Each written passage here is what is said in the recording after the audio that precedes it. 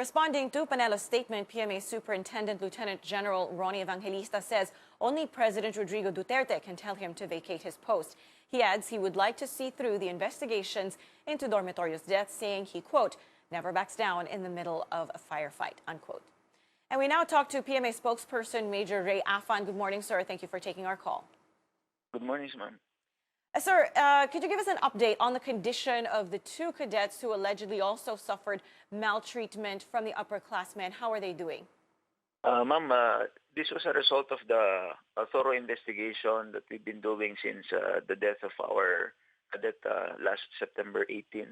So we found out that there are two suspected maltreatment cases, and these two cadets have been brought to the Villuna Hospital for a more thorough recuperation at the Villuna Hospital.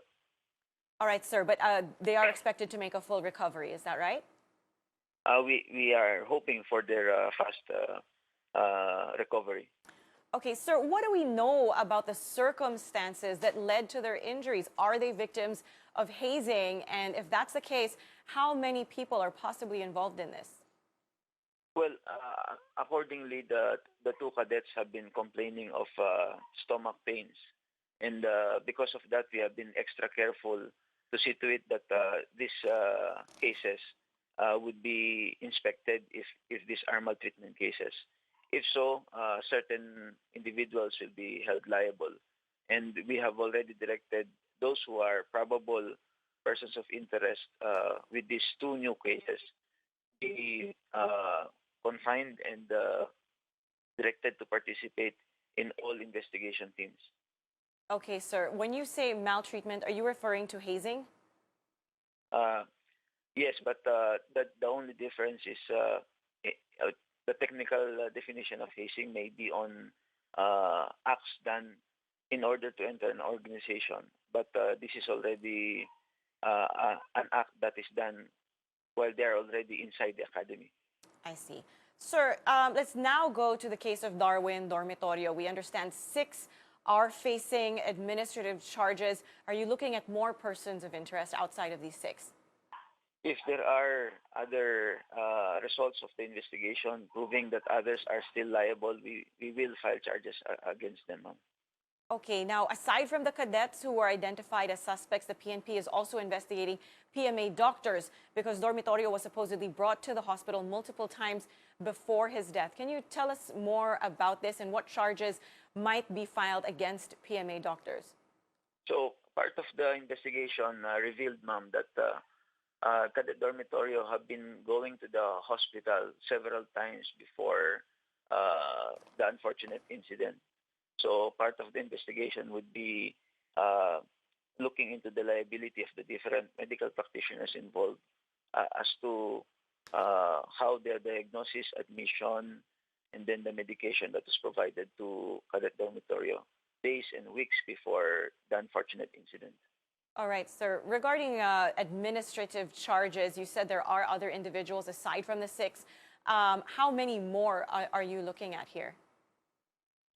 We do not yet have the specific numbers, but as of now, we have relieved 2 officers, military officers, and then we are open to file administrative charges to others who will be found responsible. Okay.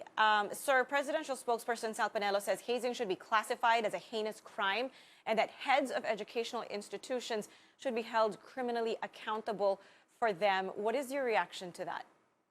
PMA is a school of responsibility and leadership. So whatever the law requires, the academy will follow. And what about do you have a reaction or a comment, sir, on the call of presidential spokesperson Sal Panelo for the PMA chief to resign?